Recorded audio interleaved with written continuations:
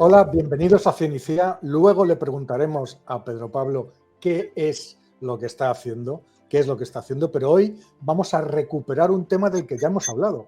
Hemos hablado en el programa, no sé si os acordáis, a lo mejor os acordáis de un vídeo, ahora mismo no recuerdo, pero debe de hace como un año o así, un mega tsunami que se había producido en Alaska había hecho vibrar la Tierra, no sé si os acordáis. Bueno, me da igual porque os lo voy a contar ahora.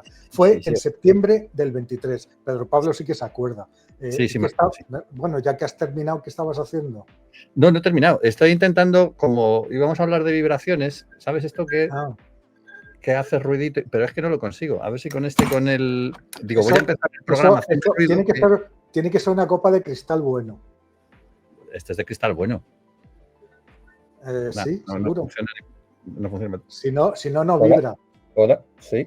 No, pues no vibra. No sé. Mira que le doy aquí con todo lo que tengo a mano, pero no. Bueno, no, habla, pues ya seguiré luego. A ver, tú te acordarás. En septiembre de 2023 pasó una cosa rarísima. Y los sismólogos de todo el mundo se quedaron de una pieza. ¿Qué pasó? Pues que captaron en un montón de sitios del mundo una señal sísmica repetitiva, misteriosa, que hizo vibrar a toda la Tierra como si fuera una campana. Duró ni más ni menos que 9 días y se producía a intervalos de 90 segundos. Nunca habían visto nada como eso. La señal se siguió repitiendo y repitiendo y nadie logró averiguar qué es lo que la había producido. Y para colmo de colmos, un mes después, esa señal se volvió a repetir.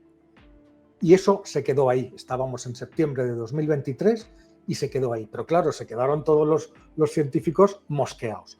Pues casi un año más tarde, a los científicos les puedes mosquear, pero como les dé por descubrir algo, fíjate lo que hicieron. Un año más tarde, una colaboración científica de 68 investigadores, de 40 instituciones, de 15 países distintos, sacaron 2 estudios, uno de ellos publicado en Science, y consiguieron detallar una cadena extraordinaria de acontecimientos que había dado lugar a esa sacudida sísmica global. Una cosa absolutamente alucinante y que yo sé que hemos hablado en el programa. ¿Qué es lo que había pasado?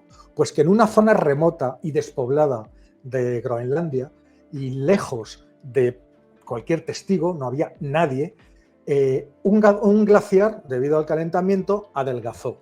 Ese glaciar estaba al pie de una montaña y la sujetaba, y al adelgazar ya no pudo sujetar la montaña. De manera que toda la montaña, de 1,2 kilómetros, que es justo lo que yo tengo detrás, la foto de antes y del después de la caída. Bueno, pues esa montaña de 1,2 kilómetros, 1.200 metros, colapsó y se precipitó entera en el fiordo que tenía debajo, el fiordo Dixon.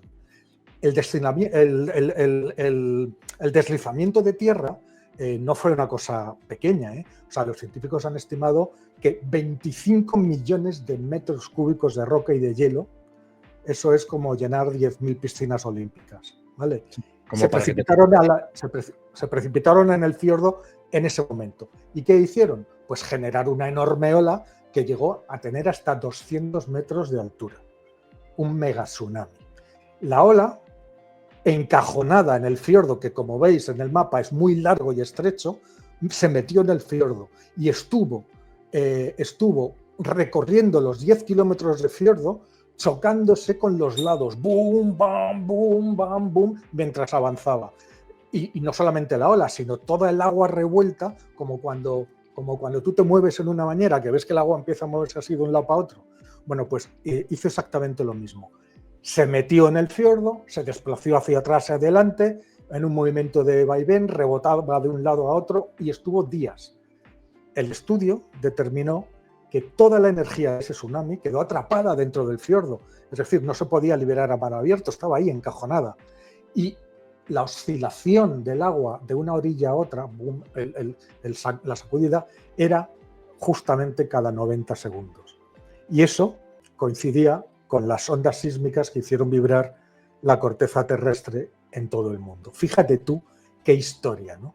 Fíjate que en 2023, dime, ¿qué ibas a decir? Te iba a decir que actuó como un enorme badajo y Claro. la ola y, bueno, de alguna manera demostró que después de todo resolvió un enigma que siempre se había planteado en la literatura. Cuando se hablaba de los cuentos de gente, cuentos de hadas y cuentos de bosques, ¿no? Que decían, si se cae un árbol en medio de un bosque y no lo oye nadie, realmente es que no ha hecho ruido. Pues ahora vemos que aunque no hubiera nadie, sí que hizo ruido y no solamente eso, sino vibración. Claro, Bueno, pero a mí, claro, por supuesto, ¿no? Pero tú fíjate el proceso que han tenido que hacer los científicos para poder averiguar todo esto, ¿no? Sí. A ver, tú fíjate, era tan raro que en el 23, cuando salió, ¿sabes cómo llamaron a esto? Lo llamaron OSNI. Sí, el objeto OSNI. sísmico no identificado. Sonaba como a canción de los años 70. Claro. Bueno, de la charanga del tío Honorio. Y claro, es que además la señal sísmica le sorprendió mucho porque era distinta, ¿no? Los terremotos tienen señales, las señales sísmicas son vibraciones en la roca, en la corteza terrestre, y se transmiten, pues como se transmite el sonido, más o menos, ¿no? Pero son muy complejas, tienen muchas frecuencias. Pues esta era un zumbido monótono, una oscilación con una frecuencia única, dominante, que disminuía y luego volvía a subir, disminuía y volvía a subir. Esa característica, y combinado eso con los 9 días que duró, la hizo totalmente diferente a cualquier evento sísmico conocido. Esto tiene un nombre y lo llaman, los científicos lo llaman seiches. Los seiches es esos movimientos de vaivén, como lo que te he dicho, si nos movemos en la bañera, esos movimientos de vaivén que hace una masa de agua, un líquido, cuando está encajonado, ¿no? Y entonces crea una ola, es una ola que va y viene. Y es exactamente lo que pasó aquí. Y en el caso de este fiordo, esta ola de tsunami, atrapada en el fiordo, no pudo escapar, de forma que empezó a rebotar y oscilar entre las dos orillas, como el agua de la bañera, con un patrón de onda que duró pues días enteros, como hemos visto. Pero, ¿qué ocurría? ¿Qué ocurría? La teoría, porque fíjate que incluso fue un barco. O sea, los científicos se dieron cuenta que más o menos al mismo tiempo del terremoto, esto es del año pasado, esto es del año 24, se dieron cuenta de que un par de días después, más o menos un par de días antes del terremoto, había habido un punto de gran movimiento sísmico justamente en Groenlandia. Y dijeron, a ver si va a ser esto. Y mandaron un barco danés que pasaba por allí, le pidieron que se pasara y fue el que hizo esta foto. Y entonces se dieron cuenta de que se había producido el derrumbamiento. Pero claro, todo esto que te digo, un glaciar que adelgaza, que se cae en la montaña, que se cae justo en ese fiordo que es largo, que genera un tsunami, que se queda encojonado, que está sacudiendo y que eso sacude toda la Tierra, es una teoría muy audaz, pero no se basaba hasta ahora en ninguna observación directa, es decir, no había testigos. Nadie fue testigo ni del derrumbamiento, ni del tsunami, ni de las aguas agitadas rebotando durante más de una semana. Nadie vio todo eso. Oye, ¿no? ¿Y por satélite, ningún satélite lo pudo filmar o lo pudo fotografiar en algún momento? Ahora vamos. Y entonces, ahora, o sea, todo esto es lo anterior. Y ahora todo eso acaba de cambiar, porque los investigadores han hecho un nuevo estudio, que lo acaban de publicar en Nature, y han conseguido las primeras pruebas directas del tsunami, de aquel tsunami y de las consecuencias. Y lo han hecho viendo ese tsunami a través de imágenes de satélite, como acabas de decir. Vale. Pero, o sea, es el primer testimonio directo del evento y confirma lo que hemos contado y confirma las hipótesis que tenían. ¿Y cómo lo hicieron? No es fácil, porque hay unas nuevas técnicas de interpretación de datos de satélite y sobre todo un satélite nuevo que ha sido lanzado, lleva desde diciembre de 2022, que si no es con ese satélite, con todos los demás no se puede. ¿Por qué? Porque los altímetros de los satélites no podían observar, de ningún satélite pueden observar ondas como las que genera un tsunami. ¿Por qué? Los satélites lo que hacen es que miden la altura de la superficie de la Tierra, incluido el océano también, registran el tiempo que tarda un pulso de radar desde el satélite hasta la Tierra y volver. Y de esa manera obtienen la altura, ¿vale? Pero como los pulsos son cada X tiempo, una ola que se está moviendo no la detectan. Claro. ¿Entiendes? O sea, solo tienen datos, primero solamente tienen datos justo debajo de la nave. Y además los intervalos entre observación y observación son tan largos que solamente pueden obtenerlos de tierra, que no se mueve. Con una ola que se mueve, haces una observación y la ves aquí y a la siguiente ya pasa la ola y vuelve a estar. O sea, no es nada fiable. Pero eso cambió con este nuevo satélite que se llama SWOT, Surface Water Ocean Topography, y fue en diciembre, es la NASA y es de diciembre del 22.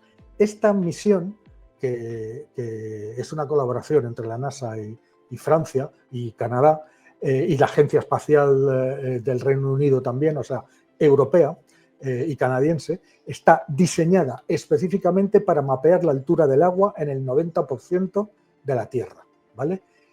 Vale. ¿Qué es lo que tiene este satélite? Un instrumento, que es un radar, un interferómetro, que a diferencia de los tradicionales, lo que hace es que utiliza dos antenas que están, imagínate, tienes el satélite, hay un brazo, a cada lado del satélite hay un brazo de 10 metros y en cada punta de esos brazos hay dos antenas. Estas dos antenas trabajan en conjunto y ¿qué hacen? Triangulan las señales. Es decir, es como una vista en estéreo que te permite ver profundidad. Si tú te tapas un ojo no ves profundidad. Tú ves profundidad porque estás triangulando. Cuando observas un objeto, claro, y es lo típico, si tú te colocas un dedo, aquí y vas guiñando, parece que el dedo se mueve. Sí. No, pues es como lo ves con un ojo y como lo ves con otro. El resultado de verlo con los dos te da la profundidad. Entonces, al hacer esto con el satélite, con las ondas de radar, consiguieron por primera vez ver la diferencia de altura, ¿vale? Y claro, es algo parecido a dos cámaras que enfocan al mismo objeto con ángulos un poco distintos, o lo que hacen nuestros ojos, y al final tienes una imagen en 3D. Bueno, pues eso fue lo que hizo, y entonces pudieron medir la altura de la superficie del agua con una precisión que no tiene precedentes, una resolución de hasta 2,5 metros. Claro, estamos hablando de una ola que tenía 200 metros,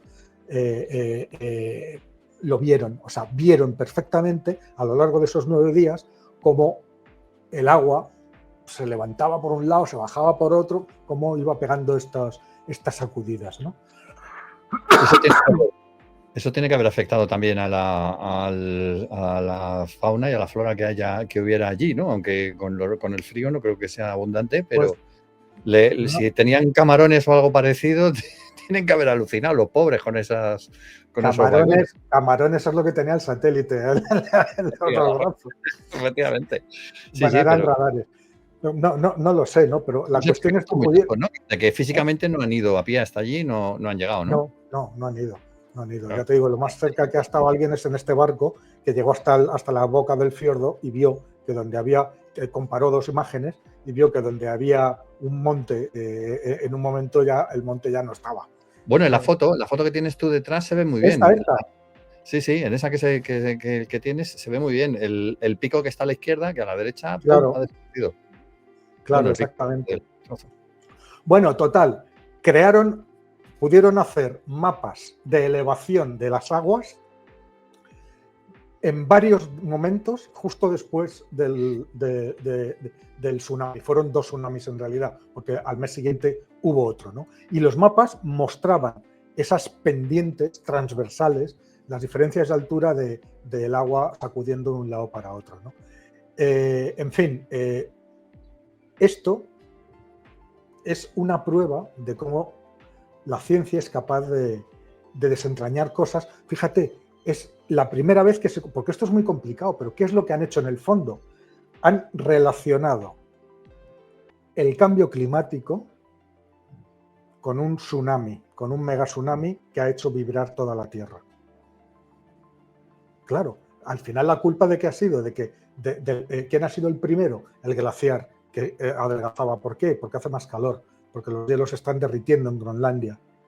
Y entonces, fenómenos como este puede haber más, pueden ser incluso mucho peores, pueden tener incluso otro tipo de de consecuencias, han conseguido conectar el cambio climático con un fenómeno extremo y que aparentemente no tenía ninguna relación, ¿no?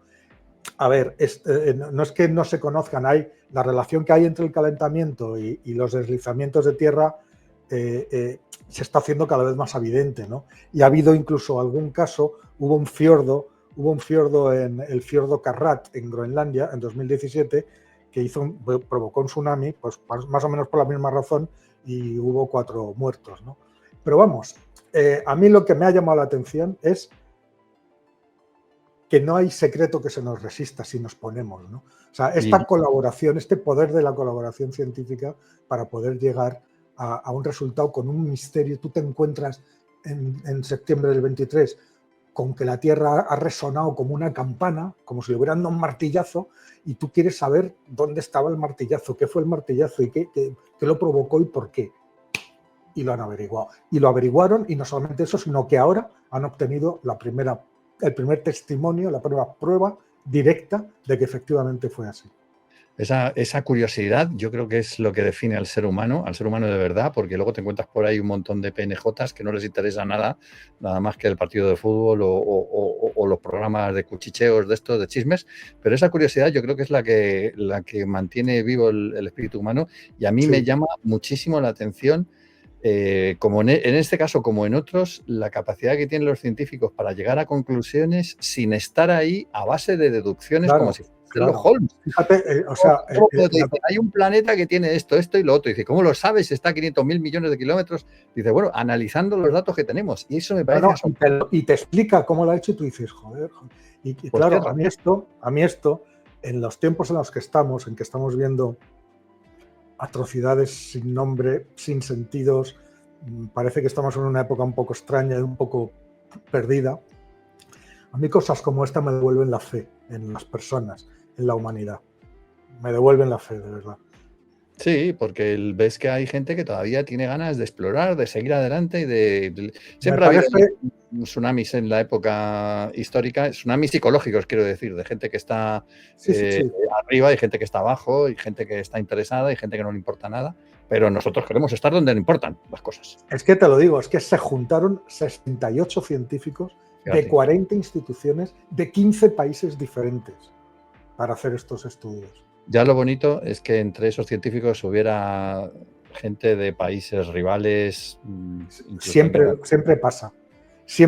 Tú sabes que, por ejemplo, los chinos y los americanos, que tan mal se llevan, colaboran en un montón. Hay muchísimas universidades, proyectos, laboratorios que están colaborando, rusos, chinos, da lo mismo. O sea, ahí no importan las nacionalidades. O sea, el sentimiento científico es otra cosa, pero no está correspondido por el sentimiento político, y menos ahora, ¿no? Estamos en una era muy egoísta, Tú fíjate lo que está haciendo Trump con la ciencia en Estados Unidos, que le ha quitado el 30% de presupuestos a la NASA, y un montón de programas que están en marcha los van a tener que dejar. Por ejemplo, la estación orbital alrededor de la Luna, la Gateway, de la que hemos hablado tantas veces, pues yo creo que está en serio peligro. Yo creo que la van a tener que suspender. Y como es otro montón de cosas, ¿no? Es una pena, ¿no? Sí, es que eso se produce a todos los niveles, ¿eh? Eso es como cuando el político del pueblo de turno, en lugar de invertir en la infraestructura tecnológica del pueblo, pues invierte en llevar allí a las fiestas del pueblo al cantante de moda, ¿no? Mira, yo me acuerdo, una pequeña anécdota, y con esto ya terminamos, que no tiene nada que ver, ¿no? Yo me acuerdo hace muchos años, me llamó un biólogo de Algeciras y me dijo que me llamaba ya desesperado, vamos, porque le había pasado lo siguiente. Él, con su pequeñísimo grupo de investigación, que tiene un presupuesto de 5 euros, no tiene nada, ¿no? Descubrieron una pequeña gambita en la bahía de Algeciras, ¿vale? Y entonces a la gambita la llamaron no sé qué algecirense o no sé cuántos. Y con su hallazgo de una nueva especie de gambita, se fue a las instituciones políticas de turno para decirles que habían encontrado, fíjate, justamente aquí, darnos algo de financiación para que podamos seguir investigando y además podemos presentarlo, que le hemos puesto el nombre de la ciudad y no sé qué y tal. Y el resultado fue lo siguiente. Les dieron una subvención de 5.000 euros y en la presentación se gastaron 50.000. Madre mía.